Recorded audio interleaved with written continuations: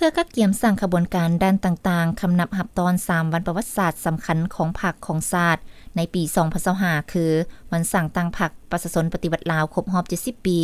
วันสถาปนาสาธารณรัฐประชาธิปไตยประชาชนลาวครบรอบ50ปีและวันคล้ายวันเกิดของทานประธานไกรสอนพรหมวิหารครบรอบ105ปีก็คือกองประชุมใหญ่ครั้งที่5ของคณะพรรคกองบัญชาการทหารแขวงอุดมไซให้มีบรรยากาศฟุดฟื้นและมีเนื้อในลึกซึ้งสหายพันเอกไสพรกอสมภูเลขาคณะพรรคฮักฐานหัวหน้าห้องการเมืองกองบัญชาการทหารแขวงอุดมไซให้สัมภาษณ์ตอนนักข่าวพวกเฮาในเมื่อบ่ดนผ่านมานี้ว่าเพื่อคำนับหับตอน3วันประวัติศาสตร์ดังกล่าวห้องการเมืองทหารแขวงอุดมไซได้สุมใส่ปรับปรุงปัวแปลงรักษาอนามัยสถานที่ค่ายครูให้มีความสะอาดจบงามจัดตั้งหน่วยศิลปะวรรณคดีสมัครลินหัดแอบฝึกซ้อมได้หลายรายการเช่นบทฟ้อนบทขับลำบทเพลงห้องทางรวมหมู่และบุคคลที่มีลักษณะสีสันส่องแสงติดพันกับ3วันประวัติศาสตร์ก็คือกองประชุมใหญ่ครั้งที่5ของคณะพรรคกองบัญชาการทหารแขวงที่จะมาถึงในมม.นี้ให้มีบรรยากาศเบิกบานม่วนซื่นในโอกาสกะเกียมเฉลิมฉลอง3วันสำคัญประวัติศาสตร์ก็คือความพร้อมห่างหากะเกียมกองประชุมใหญ่ครั้งที่5ขององค์คณะพรรคกองบัญชาการทหารแขวงเพื่อกะเกียมสร้างกระบวนการด้านต่างๆคณะรับตอน3วันสำคัญประวัติศาสตร์คือวันสร้างตั้งพรรคประชาชนปฏิวัติลาวครบรอบ70ปีวันสถาปนาสปป.ลาวครบรอบ50ปีและวันคล้ายวันเกิดของทานประธานไกรสอนพรหมวิหารครบรอบ105ปีก็คือกองประชุมใหญ่ครั้งที่5ของคณะพรรคกองบัญชาการทหารแขวงให้มีเนื้อในและบรรยากาศลึกซึ้งดีกลุ่มกองห้องการเมืองทหารแขวงอุดมไซได้ซุ่มใส่ปรับปรุงปัวแปลงรักษาอนามัยสถานที่ค่ายครูให้มีความสะอาดจบงามแล้วก็จัดตั้งหน่วยศิลปะวรรณคดีสมัครลิ้นฮักแอบฝึกซ้อมได้หลายรายการเช่นบทฟ้อนบทขับลำบทเพลงห้องทางรวมหมู่และบุคคลมีลักษณะสีสันส่องแสงติดพันกับ3วันประวัติศาสตร์ก็คือกองประชุมใหญ่ครั้งที่5ของคณะพรรคกองบัญชาการทหารแขวงที่จะมาถึงในมม.นี้นอกจากนี้ยังได้สุมใส่ปรับปรุงเวียกงานพรรคเวียกงานการเมืองการสร้างพรรคแม้นได้ยึดมั่นตามหลักการ3ทิศน้ำของพรรคซึ่งในปีผ่านมาสามารถขยายมหาชนเข้าพรรคได้92สหายหญิง8สหายเรือนสำห้องขึ้นสมบูรณ์ได้79สหายหญิง7สหายเคลื่อนไหวกระตุกสุกโยซีนำบรรดาฮักฐานพรรคเปิดกองประชุมใหญ่สำเร็จ59ฮักฐานพรรคสร้างพนักงานโดยการมอบหมายหน้าที่กับเวียกงานตัวจริง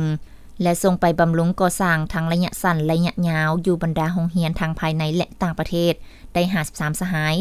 เรือนสั้นเรือนเทียบสั้นยกคันเงินเดือนให้พนักงาน152สหายเคลื่อนไหวกระตุกสุกยู่กวดกาประเมินหน่วยพักปอใส่เข้มแข็งและนักแนนได้จำนวน22หน่วยพักปรับปรุงกงจักการจัดตั้งนำพาบรรษาแต่คันองค์การ5ห้องฮอดหักฐานกลมกองประเมินกลมกอง3ปอดได้22กลมกอง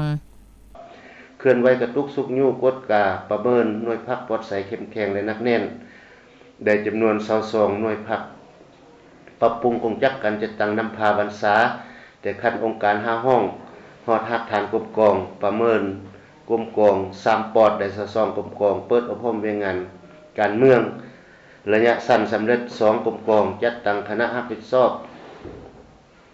ลงสุกยุการสร้างนักรบวัฒนธรรมกลมกองวัฒนธรรมระยะที่2จำนวน3กลมกอง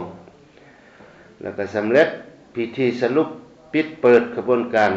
ขอแข่งขันภายใต้คำขวัญรักชาติและพัฒนาประจำปี2024จัดตั้งดำเนินชีวิตการเมืองติดพันกับการทับถามบุคลากรรอบ1รอบ2ผู้ที่จะเข้าสมัครเลือกตั้งเป็นคณะพรรคกองบัญชาการสมัยที่5พร้อมเดียวกันนี้กรมกองยังได้เคลื่อนไหวลงรับห้องประกาศครอบครัวและบ้านป้องกันสัตว์เข้มแข็งได้22บ้านมี 5,357 ครอบครัวแล้วก็ได้ประกอบส่วนเข้าร่วมสร้างบ้านประมาณสุภพและกลุ่มบ้านสุภพติดเรียนได้2กลุ่มบ้านมี12บ้านมี 7,723 ครอบครัวสหายพันเอกไสพรกอสมภูให้ฮู้ตื่มว่าทิศทางจุดสุมในต่อหน้าเพื่อรับประกันให้กรมกองมีความนักแน่นเข้มแข็งเฮ็ดสำเร็จหน้าที่การเมืองของตนจะสืบต่อหันลงก่อสร้างรากฐานกรมกองรากฐานประชาชนตามขอบเขตความรับผิดชอบเพื่อเฮ็ดเวียกงานโฆษณาศึกษาอบรมการเมืองแนวคิด ข้อกำหนดระเบียบกฎหมายให้แก่สมาชิกพรรคพนักงานนักรบก็คือประชาชนบรรดาเผ่าเข้าใจเสื่อมซึมต่อแนวทางแผนนโยบายของภาครัฐมีแนวคิดอุ่นเอียนทุนเทียงต่อหน้าที่เวียกงานพร้อมกันเฮ็ดสำเร็จหน้าที่ที่ภาครัฐและประชาชนมอบหมายให้สืบต่อลงประกาศหับห้องครอบครัวและบ้านป้องกันชาติเข้มแข็งให้สำเร็จตามแผนการที่วางไว้ซึ่งผลสำเร็จดังกล่าวแม่นการสร้างผลงานหลายด้านไว้คำนับรับตอน3วันประวัติศาสตร์ก็คือกองประชุมใหญ่ครั้งที่5ขององค์คณะพักกองบัญชาการทหารแขวงอุดมไซที่จะเปิดขึ้นในมม.นี้ให้มีเนื้อในลึกซึ้งเป็นขบวนการกว้างขวางฟุดฟื้นปฏิวัติ